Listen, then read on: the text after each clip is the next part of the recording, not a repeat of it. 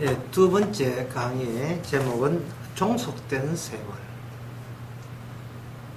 보통 세월이라 하는 것은 자기만을 생각하면서 살아왔던 모든 그 기억들의 연결고리, 그걸 세월이라 하죠.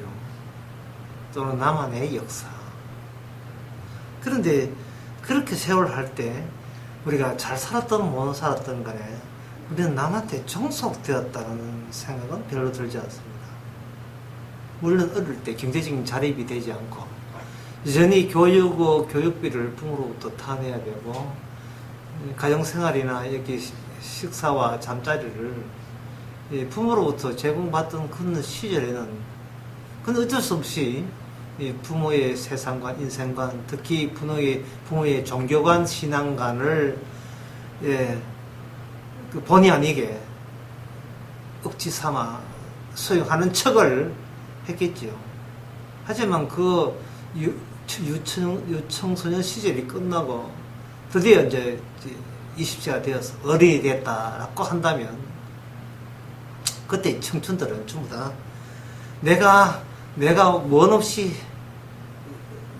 나의 존재됨을 풀어낼 수 있는 그 나만의 역사, 이젠 종속이라는 말을 뜻을 버리고 나 나름대로의 인생을 살아보겠다 라고 이렇게 다짐을 하면서 자기의 청혼의 꿈을 꾸지요. 근데 꿈꾸는 그 출발점에 나라에서 군대에 가라고 소집장 오게 되면 어떻습니까? 군의 하루 스케줄이 군인 본인이 정합니까? 그 나라에서 일방적으로 다 정하죠. 군대 생활에서 제일 힘든 게 훈련이 힘들다, 음식이 힘들다, 잠자리가 힘들다 하지만 제일 힘든 게 뭐니 해도 시간 스케줄을 자기가 짜지를 못하고 자유가 없다는 거예요. 자고 싶을 때 자지 못하고 놀고 싶을 때 놀지 못하고 누구 눈치 봐야 된다는 겁니다. 탈영하고 싶죠. 탈영하게 되면 수십 배의 보복이 국가로부터 주어집니다. 지역살해합니다.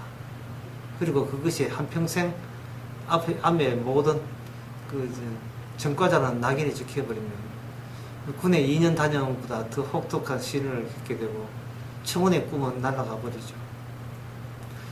청년 때부터 군에 갈 때부터 그동안 부모한테 종속된 것은 종속도 아니고 진짜 내가 원치 않은 국가라는 이 명령에 종속되면서 어렴풋이 사회에 이제 눈을 뜨게 되는 겁니다. 내가 남의 것을 얻고자 하기 전부터 얻고자 한다면 바로 내 뜻을 남한테 굴복당해야 되고 종속당해야 되고 예속되어야 비로소 약간이나마 나의 원하는 것을 챙길 수 있다는 사실에 눈이 뜨게 되는 겁니다.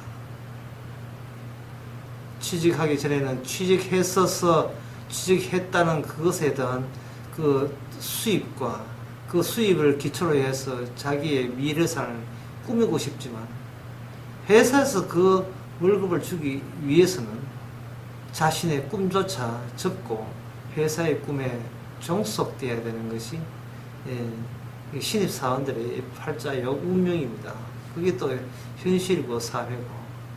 그래서 이 사회라 하는 것은 내 꿈대로 내 원대로 하는 것, 그게 아니고 이미 내가 꿈을 펼치기 이전에 나보다 더 센 힘으로 나에게 뭔가 강요하는 그러한 힘들의 군상들이 힘들에 따라서 움직이는 군상에 불과한 자기 자신을 발견하게 됩니다.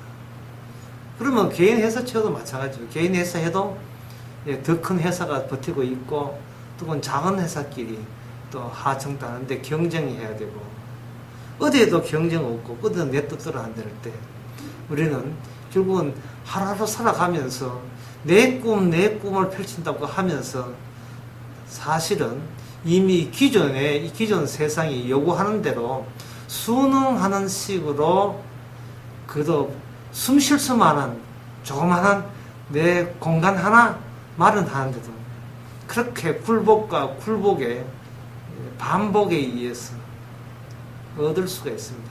얻어봤자 그것도 언제 날아갈지, 언제 날아갈지, 그것도 항상 위협받는 존재지요. 자, 그렇다면 과연 인생이라 하는 것은 뭐 내 꿈을 펼치고 나만의 정운의 꿈을 펼친다고 자부했지만 그는 어디까지나 큰 소리치는 허풍에 불과한 거고, 실제는 내가 생존에 필요한 돈을 얻기 위해서는 먼저 자신의 고개 숙이고 굴복해야 되는 것을 요구하는 그런 사회에 우리는 내던져진 존재, 투사락하죠. 그냥 던져진 존재, 투여된 존재, 그런 세계 인생입니다. 그렇다면 그 인생이라는 것은 나만의 인생이라는 것은 성립이 안 되고요. 이미 선배들이 갔던 그러한 상투적인 인생의 되풀이와 반복에 지나지 않습니다. 모방하는 흉내내는 인생, 삶, 내 나만의 개성을 챙기는 것을 허용하고 용납하지 않는 이 세상, 우리는 그것을 전체를 밟을 뿐이죠. 자, 그렇다면 이런 사태에 대해서 성경은 뭐라고 하느냐? 성경은 이렇게 얘기합니다. 그걸 아담에 속한 인생, 또는 더 노골적으로 말해서 육신적인 육에 속한 인생, 그걸 풀이하면 육에 종속된 인생, 세상에, 어두운 세상에 종속된 세월, 이렇게 이야기합니다. 하나님께서 우리의 모든 인간으로 하여금 이 어두운 돈과 인기와 권력이 지배하는, 예수님께서 광야에서 시험 받을 때 이 세 가지로 시험 받았거든요. 여기에 종속된 그러한 인생으로서 자기의 본색을 드러내시는 그 이유가 뭔가요?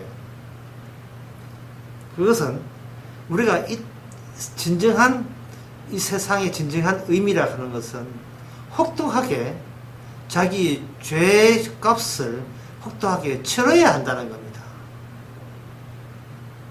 세상에 대해서 협박받으면서, 위협받으면서, 분명히 협박과 위협이고 나의 자유와 개성을 부수는 그러한 공격성 있는 힘이라는 것을 뻔히 알면서도 그 몇 푼 안 되는 월급 때문에 마지막 양심 속이고 고개 숙이고 마음까지 스스로 자기를 굴욕적으로 낮추면서 굴복해야 됨을 통해서 참으로 내가 진정 세상에 대해서 굴복하는지, 아니면 그 성경에서 말하는 그 죄 자체에 대해서 지금 저부터 굴복받아야 될 인생을 살고 있는지를 스스로 확인하고 파악하라는 겁니다.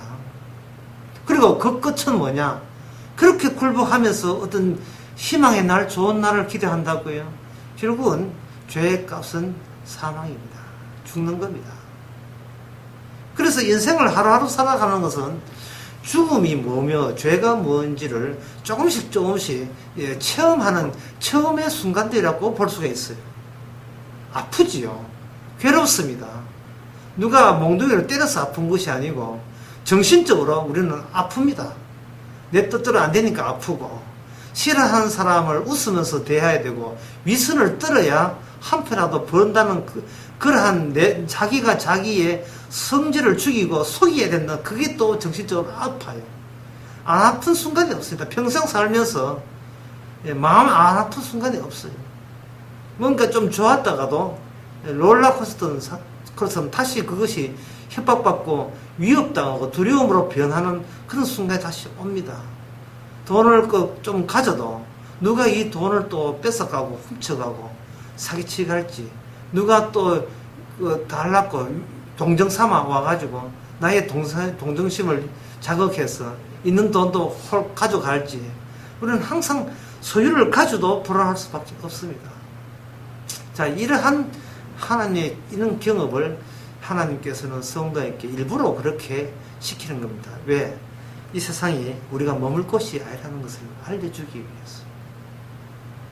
많은 사람들이 신앙생활을 하면서 뭐를 꿈꾸냐 하면 자유롭게 신앙생활을 할 수 있는 그런 직업을 원합니다.